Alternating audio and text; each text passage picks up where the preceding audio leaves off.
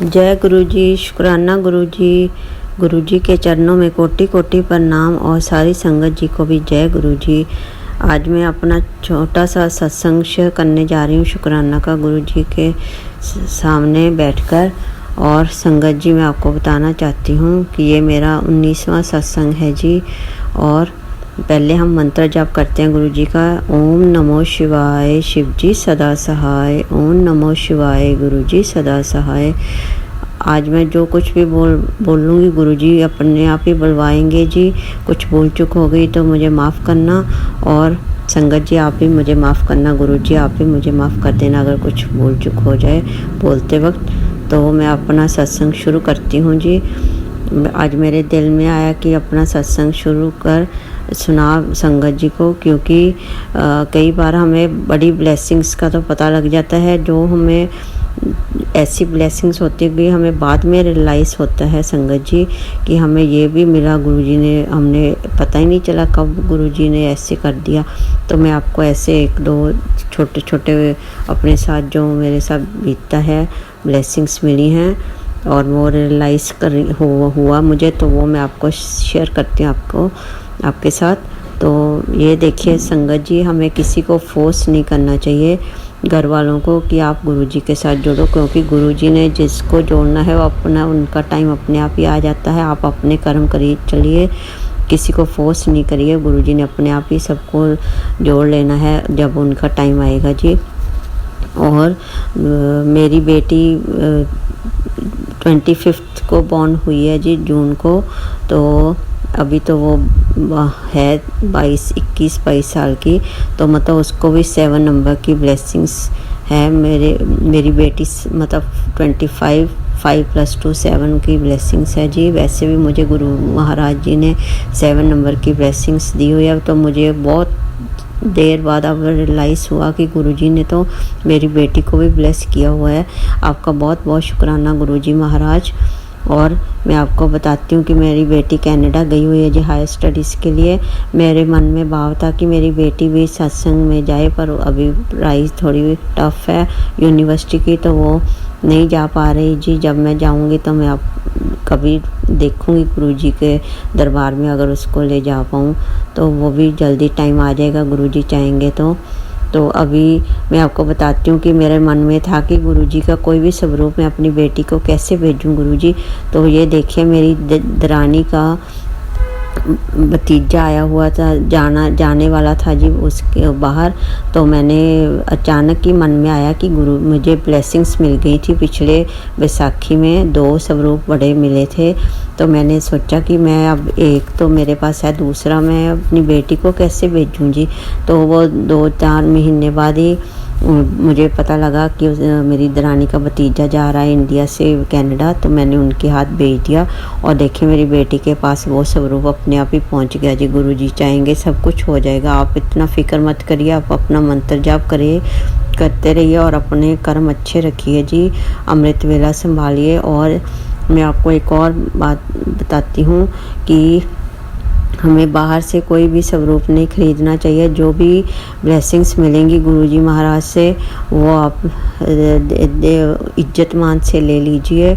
और ये नहीं है कि हम ब्लेसिंग्स मटेरियल फॉर्म में इकट्ठे करते जाएं, जैसे लॉकेट स्वरूप और ऐसे नहीं। जो मिलेंगी ठीक है, बाकी उनकी इज्जत भी कीजिए, उनको झाड़ पूंज कर रखिए आप अच्छी तरह से, और बंद में नहीं रखिए, कहीं अलमारी वगैरह में खुले में रखिए, ताकि उनको बंद नहीं रखना। कोई जल प्रसाद को भी नहीं बंद रखना, मतलब खुले में रखना है जी। कोई अलमारी वगैरह या कहीं लॉक में नहीं रखना उनको। तो गुरुजी महाराज को अच्छा नहीं लगता, आपको ब्लेसिंग्स नहीं मिलती फिर। तो आप उनको अच्छी से अगर रखते हैं तो अच्छे से झाड़ पूंज कर रखिए सभी, और 1 दिन बाद झाड़ दीजिए सारा कुछ, अच्छी से सफाई रखिए। और आपको ऐसे ही आपको उनका आशीर्वाद मिलता रहेगा। आप कोशिश करिए कि आप उनकी ब्लेसिंग्स दिल से कीजिए, जैसे सिमरन कीजिए, मंत्र जाप कीजिए, वो ज़्यादा इफ़ेक्टिव है जी। गुरुजी हर स्वरूप में साक्षात दर्शन देते हैं जी। अगर आप मन से विश्वास से करेंगे सब कुछ, तो आप भोग भी लगाया करिए अपने गुरु महाराज के स्वरूप के आगे। जल प्रसाद रखा करिए और वो पिया करिए, तो बहुत ज़्यादा आपको ब्लेसिंग्स मिलेंगी, आपकी बीमारियां भी दूर हो जाएंगी जी।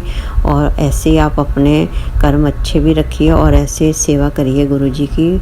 और कभी कभार उनको खाने में भी पूछ लिया करिए कि गुरुजी आप क्या खाओगे, तो वो आपको मैसेज भी दे देते हैं जी। उसी के हिसाब से अगर आप बना पाएंगे तो जो बहुत ही अच्छा भोग लगाएंगे, वो ब्लेस भी हो जाएगा और आप खाएंगे तो आपको भी ब्लेसिंग मिलेगी। इसलिए आप ऐसे छोटे छोटे काम करेंगे, वो गुरुजी आपका भाव देखते हैं संगत जी।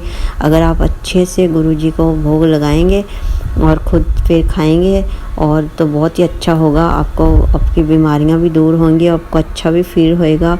और गुरुजी बस भाव के ही हैं, भाव के भूखे हैं, क्योंकि भाव अच्छा होएगा तो आप इतने ही मंत्र जाप करेंगे और गुरुजी के साथ ज़्यादा नज़दीक होते जाएंगे। अब अमृत वेला संभालिए, पाठ कीजिए जपजी साहिब का, सुखमनी साहिब का, शिव पुराण पढ़िए जी। बस आप ये सारे काम अच्छे से करिए, जल प्रसाद पीजिए और किसी के प्रति मैल नहीं रखिए आप। मैं आपको एक और बताती हूँ जी बात। गुरुजी मैं सत्संग में गई थी जी, मैंने बड़े सत्संग में एक अंकल से बोल रखा था कि मुझे येलो रंग की ब्लेसिंग्स दीजिए प्लीज़ आप, स्वरूप में या ब्रेसलेट में।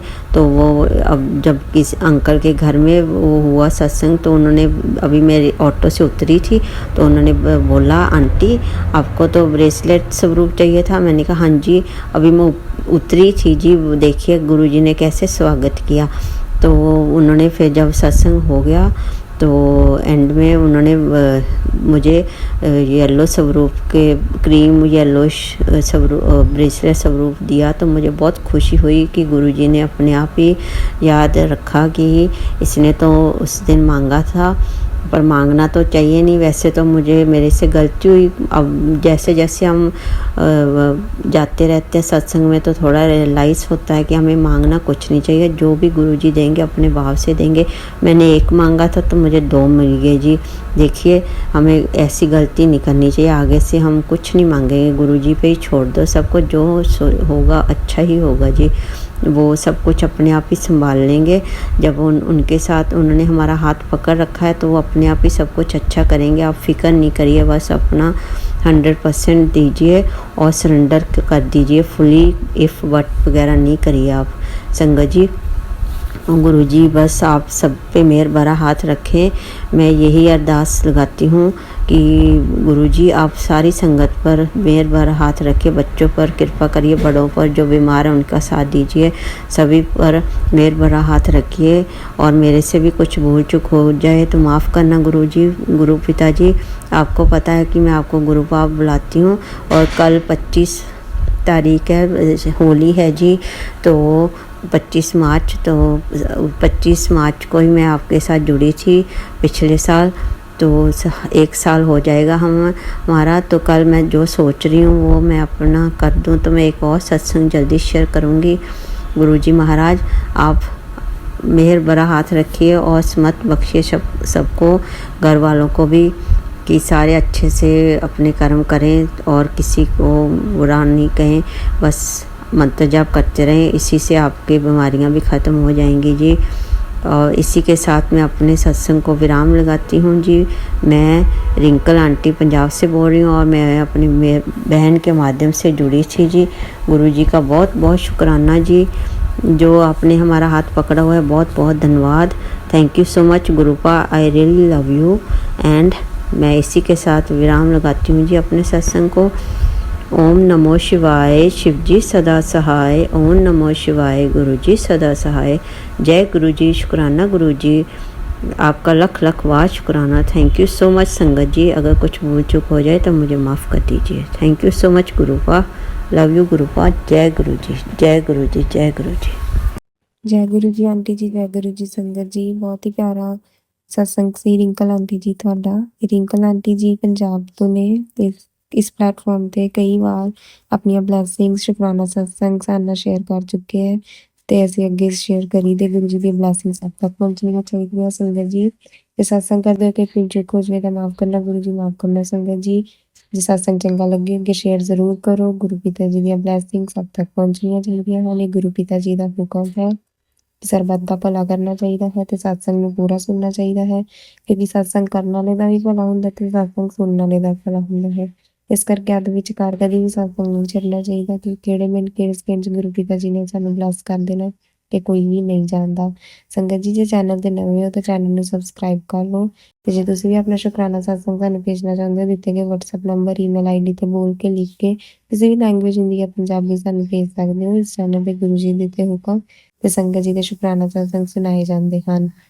ਤੇ ਰਿੰਕਲ ਧਾਲੀਵਾਲ ਆਂਟੀ ਜੀ ਦਾ ਅਸੀਂ ਥੈਂਕ ਯੂ ਕਰਦੇ ਹਾਂ ਕਿ ਉਹਨਾਂ ਨੇ ਆਪਣੀ ਸ਼ੁਕਰਾਨਾ ਸਤਸੰਗ, ਆਪਣੀਆਂ ਬਲੈਸਿੰਗਸ ਸਭ ਨਾਲ ਸ਼ੇਅਰ ਕਰਦੇ ਹੈ ਔਰ ਗੁਰੂ ਪਿਤਾ ਜੀ ਦੇ ਵਿਸ਼ਵਾਸ ਤੇ ਸਬਰ ਨੂੰ ਜਿਹੜਾ ਹੈਗਾ ਕਾਇਮ ਰੱਖਿਆ ਹੈ, ਤੇ ਸਭ ਨੂੰ ਇਹ ਕੌਨਫੀਡੈਂਸ ਮਿਲਦਾ ਹੈ ਕਿ ਸਾਨੂੰ ਹਮੇਸ਼ਾ ਆਪਣੇ ਗੁਰੂ ਪਿਤਾ ਜੀ ਤੇ ਆਪਣੇ ਪਰਮ ਪਿਤਾ ਜੀ ਤੇ ਭਰੋਸਾ ਰੱਖਣਾ ਚਾਹੀਦਾ ਹੈ, ਸਬਰ ਰੱਖਣਾ ਚਾਹੀਦਾ ਹੈ, ਕਿਉਂਕਿ ਕਿਹੜੇ ਰੂਪ 'ਚ ਤੇ ਕਿੱਦਾਂ ਉਹਨਾਂ ਨੇ ਸਾਡੇ ਕਸ਼ਟ ਹਰਨੇ ਸਭ ਸਾਡੇ ਪਰਮ ਪਿਤਾ ਜੀ, ਗੁਰੂ ਪਿਤਾ ਜੀ ਜਾਣਦੇ ਹਨ।